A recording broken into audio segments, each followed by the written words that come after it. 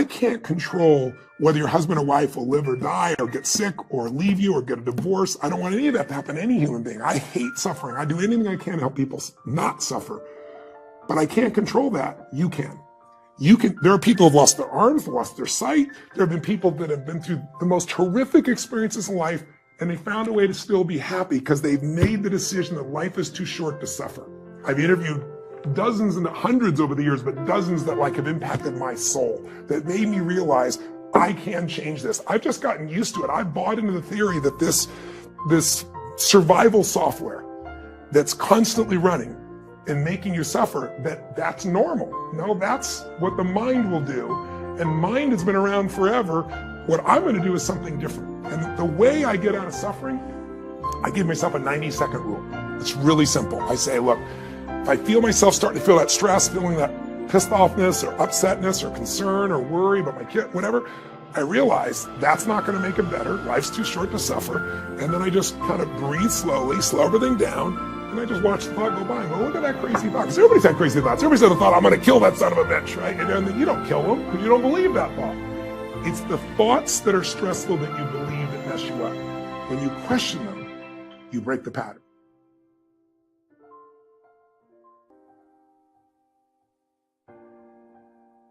There are certain patterns that cause people to be fulfilled, to be happy, to fit, to be strong, to feel alive, to be vibrant, to have passion in their life, to do well financially, but even more importantly, emotionally, psychologically, spiritually, in their health and their relationships. And there are also patterns that make people frustrated, overwhelmed, depressed, sad, lonely, cause them to be struggling financially, struggling with their body, struggling intimately. And those patterns, they're not because there's something wrong with somebody, it's because of a pattern that we're doing. Now, what's the fastest way to create a change? In basically developing the one thing that all people have in common who succeed, they're leaders. Because I don't care what style you are, I don't care if you're a mom, if you're a great mom, you lead your child, you're not led by your child. Or a great dad. If you're a great business person, you're a great salesperson, you're a great negotiator, you're a great anything, you're a great human being. This has been my entire life's obsession. What makes the difference in people's lives? And that leadership component, as I say, doesn't always mean somebody follows you. A leader is somebody who lives life on their terms, that you will never settle for less than you can be or share or give or create. It's not what we get that makes us happy, it's who we become. How we live our life, who we are as a person. People can take away all the things, but who you become, no one can take away. And the problem is most of us are trying to be something we're not. And it isn't so much about change, about changing yourself. The change happens when you be yourself. Know thyself, that's the hard part for most people, and then be thyself. Because most of us in our lives, out of our desire for respect or achievement or love or connection or something, we've been trying to be the way we think we have to be in order to get that love, respect, appreciation, whatever it is we've been after at some unconscious level. And we've been doing it so long that we think that this is who we are. Because success without fulfillment is failure. And I can't tell you how many people I work with who are supposedly the best in the world at what they do, and they have more money than they can spend, and they have all these people that love and respect them, and yet they're unhappy inside. Because if you want to know what's really you, where you're going to be alive is when it's really you. And you may think you know who you are because you've been living a certain way, but I'll tell you how you'll know. You'll feel euphoric, you'll feel strong, you'll feel unlimited, you'll feel free. I have seen, out of 3 million people around this earth in 80 countries, I've seen just about anything you can see, and there are only so many patterns. And what you're going to find underneath all of this behavior is we have the same needs. When you understand what those needs are and which ones you're focusing on, you start to understand why people do the crazy things they do, including you and I. And you begin to understand, hey, there might be a better way to meet my needs, and I don't have to get caught up in this game of stress and frustration and upset, or I could really help this person I care about, because I could see what's really going on. Part of what we want to accomplish here as leaders is we want to become practical psychologists.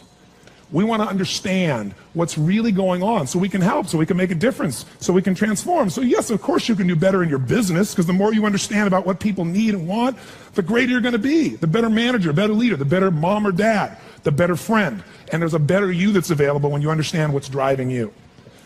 But most of us are running patterns over and over again. And we want to free that up. To free it up, we got to break the pattern. We got to do things that are different. So we're going to do something different. I'm not here because I believe in positive thinking. If you think that's what I believe, you don't know much about me. I'm not one of those people that believes you're supposed to go to your garden and chant, there's no weeds, there's no weeds, there's no weeds, there's no weeds. There's weeds right there.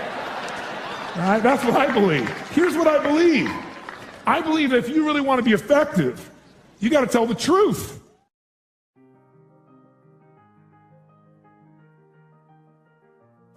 What I want you to get is that the single most important skill in life, it's the word that all leaders have. What would that word be? Influence. What changes companies is leaders. The only way to change a company is leadership. If I want to change a company that I own and I want to make a shift in that company, the number one thing I'm going to do is shifting leadership. That might be taking leaders to a different level. That might bring new leaders in. That might be new leaders of new voices, with new perspectives, with new skill sets, new directions. But we need to take things to another level. Leaders solve problems and leaders maximize resources. If you're going to solve problems, you can't do it yourself. It would have already been solved. You have to get others to help you to do it. That requires influence. True? If you're going to get people to maximize resources, that requires influence. If you're going to get people to partner with you, provide you resources, capital, suppliers, anything, that requires influence. If you're going to have an impact on your kids or your community or the world, that requires influence. There is no more important skill of leadership than influence. And yet most of us think of it like selling, and as a result, we don't master influence. So I'm not here today to try and get you to become a master of influence in 45 minutes or so of my chatting with you here, because we have so many of the speakers. This is the area of life I am most focused on. Because I know that if you can't influence, you can't lead. But if you can influence powerfully, intelligently, with integrity, there's no limit to whatever you can envision and what you can make real. And if your influence becomes not just you as the influence, but you're able to influence systems, people, company, culture, if you can turn other people into influencers, now whatever you vision about can be made into a reality. And so as a skill of influence, we got to ask ourselves, how many agree leaders are what change companies? Raise your hand if you agree with that. Say aye. And leaders' number one skill is influence. If you agree, say aye. And then the question becomes, how do you influence? How do you influence consistently with integrity? You can influence many ways. You can do it without integrity. But the good news is we live in a world today where whatever you do, it's transparent to the world, because there are no secrets anymore, are there? Try to have a secret today, bless you. You can forget the secret. With the internet, with the culture we have, with the way the world is today, there are no more secrets, and whatever you think is still possible to keep secret, give it 3 or 4 more years and it'll be impossible. Every phone call you make is recorded. There's no single phone call that goes in and out of North America that they don't have a recording of, and they can search by word, by tone, by tempo. They can even recognize voices now. There is no such thing as privacy. Everything you've ever put on the internet is there forever, and people know it and can search it. The way you write is searchable now. You can not sign your email, you can put it on somebody else's email, and the structure of your language and the way you influence things can be studied at this level. So the good news about that is manipulation as an ongoing tool for success is over. But adding value will never go out of style. Truth will never go out of style. So influencing with integrity is the secret. But what really influences people? Do facts and figures, we give you enough facts and figures out of a core story, is that going to influence people? No. It's the weaving of that story together in a way that produces what shifts people. And that's human emotion. Ultimately, the big game here is emotion. You have to influence emotion. You have to influence the emotion of your people. If you're going to maximize resources, and if we all agree, as we talked about the other day, it's not a lack of resources, it's a lack of what? Resourcefulness. If you're creative enough, if you're playful enough, if you're determined enough, if you're focused enough, you can find a way. If you're giving enough, if you're generous enough, if you're honest enough, if you're courageous enough, you will get people to help you. You will find the way. You will make that thing happen. You'll access the resource. You get someone to coach you, teach you, loan it to you, let you try it, drive it, experience it. So it's the ability to influence emotion, because that's what affects our intellect. That's the bottom line. A core story is only there to give you a set of facts to educate someone that will make them emotional enough to make a decision. And what they do is they go through a series of things that you have emotions about. They may say them in a non-emotional way, but the only reason they work is because you know they're going to open the person's emotion. How many agree with me on this? Say aye. So as leaders, we can never forget that humans are emotional creatures, including ourselves. And to influence other people, we have to know what already influences them. And we can't ever forget what truly influences them. It's going to come down to our ability to connect with them at a deep emotional level or get others to do the same. Here's how I'd say it in a really simple term. To influence someone, you have to already be influenced. Right? To move somebody, you better be moved. To touch somebody, you can't touch somebody about your product or service or vision or idea or your company if you're not touched. To persuade others, you have to be persuaded. You can't give somebody else what you don't have. Now, you may have it intellectually, and here's the challenge. When you first meet somebody in your relationship, and you're all excited, what's the level of energy like? 0 to 10, make the sound of that energy. You meet somebody you're totally excited by, make the sound. Everyone. 6 months, 6 years, 20 years later. It's scary, isn't it? And it's not time, because there are people I've been with them, been together 65 years, and they're still out of their mind for each other. They make the same amount of noise you did in the beginning here. What changes is, very often, when you're around something enough, I don't care what it is, there's a law called the law of familiarity. The law of familiarity says this: if you're around something enough, you take it just a little bit for granted. And it doesn't matter what it is, it's not that you don't care, it's that you get used to it.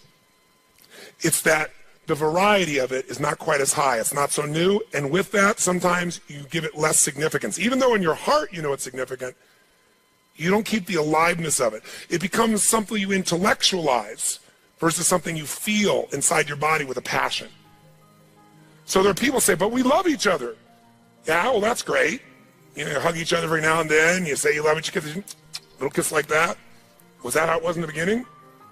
No.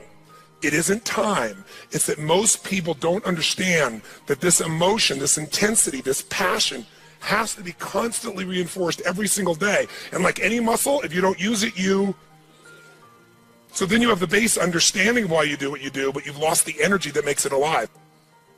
And so if you're going to be touching people, you got to be touched. So then the question is, how do we influence ourselves? How do we influence other people? We got to get them into their emotions. We got to get ourselves into the emotions that are going to move us to action. And we got to do that ongoing, because otherwise all the stuff you wrote down will die. It'll die in your book. It'll die in your head. There has to be a level of emotion, a level of hunger in you that makes you go follow through. There's got to be a level of energy in you that when you go share it with people, you're able to influence them to follow through. And when they don't do it, enough to get back in there with them again and get them to do it again. This is where the whole game gets won or lost. Do you agree or disagree with me on this? So what we got to look at is, first of all, us. How many of you have days when you wake up and you feel like, I don't want to talk to people today? How many got days like this in your life? Say I. But again, as I said the other day, if you're the leader, you don't have that choice. If you're the leader, you have to get in a good state. If you're the leader, you have to get yourself in that place. And how many of you have had some gut checks? Let me see again in the last 6 months, 12 months in your business with economy changing like it's never changed before. How many have had those gut checks? Say I. So what do?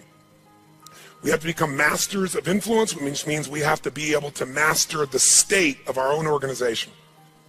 To master the state of our own organization, we've got to know how to change that. How fast, my friends? How fast? And where does it have to start? Ourselves, since we're the first constraint.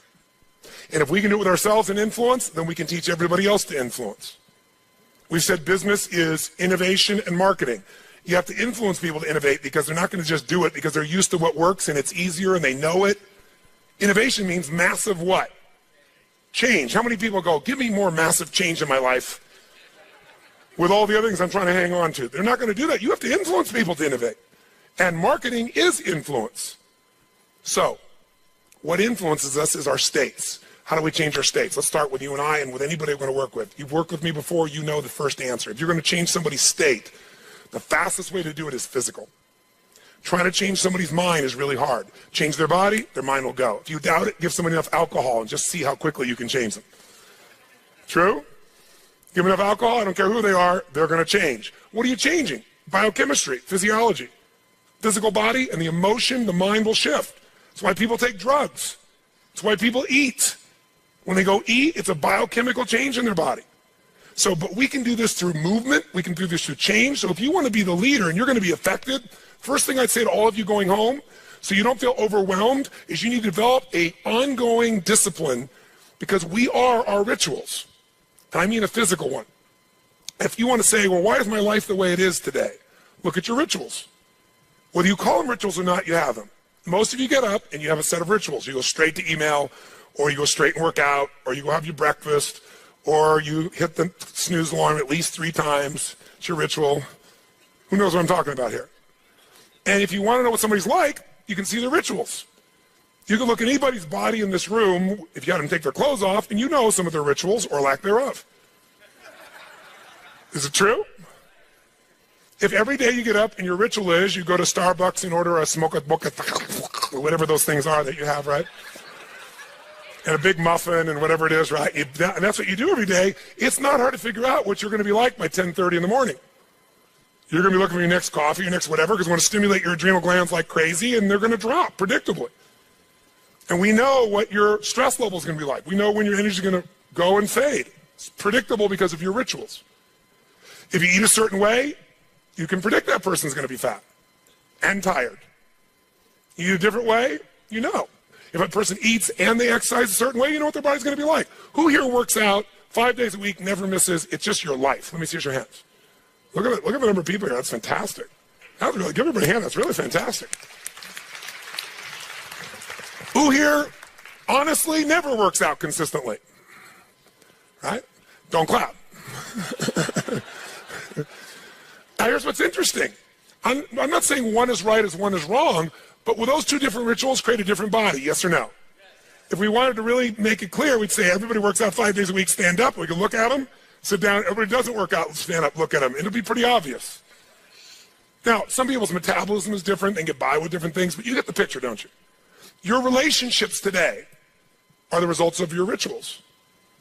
If the first thing you do every day when you come home is, hi, honey, and then you go and give them a little peck on the cheek, and then you sit down and start typing your emails, or you flip on the news, it's not hard to know what your relationship's going to be like. You guys might love each other, but it's going to be one boring, dead relationship. It's like having a brother or sister. But if your new ritual was, and you just, in the beginning, you made it a ritual, you just made it for fun. You say, every day when I come home, the minute I'm going to do is I'm going to yell my husband or wife's name, or sometimes my wife's a little crazy, so I go, Lucy! I'm home, and then we both go running. Wherever she is in the house, wherever in the house, we go running full speed like lovers that haven't seen each other in 6 months. We do it. Ask my assistant all the time. Now, not every day, but it's our ritual to this process, right? It's just a crazy thing. Thank you. Thank you. I appreciate the hand, but that's not why I'm telling you to do this. I'm telling you this because I want you to create yours. Because when you do that and you're playful and crazy, and you do that on a regular basis, like you can't wait to see each other. And the biggest ritual that we have besides physical, and by the way, let me just say to you this. When you go home, if you want to transform your business, transform you by creating first, if you don't already have one, a set of physical rituals that you're not going to miss. I don't care if it's 3 days a week, 4 days a week, something that's going to make you physically strong. Because in a place where there's going to be a lot of fear, the way you deal with crisis is number one thing you should do is feed your mind. And you're doing that. Get yourself new answers. Immerse yourself in new environments. Get new voices. Have new perspectives. Ask some new questions. Isn't that what we've been doing here? Right? And we're doing it together and bringing all these people together. I basically, to create innovation in your life and marketing, I've assembled here 19 people. You assembled 5 days of your life, and we're just rocking day and night. It's the total immersion of what I taught you in innovation. It's really what it is. But this has got to continue. For it to continue, though, we've also been managing your state to a great extent. Right? Most of you don't go home and 4 or 5 days a day start clapping like crazy and screaming and shaking. You don't do that, you're saying. Right? And so some of you are going to go like, wow, it doesn't feel the same as at the seminar and stuff. You know, I'm back here by myself and my people aren't doing this. But some of you will go home and initiate this. You're going to have your physiology 5, your 5 minutes of physiology shift, once an hour, once every 90 minutes, or no more than once every 2 hours. You're going to start your morning with everybody, and you're going to bring in and get some little audio clip of something from a movie or something that blasts across, the room, and have everybody stand at attention. You're going to do some crazy stuff if you're smart. Go over Zappos and see what they do. They got the most crazy stuff going on there. All the stuff that I do in seminars, they do every day at their location with their people. And people can't wait to get to work and they're in a certain state.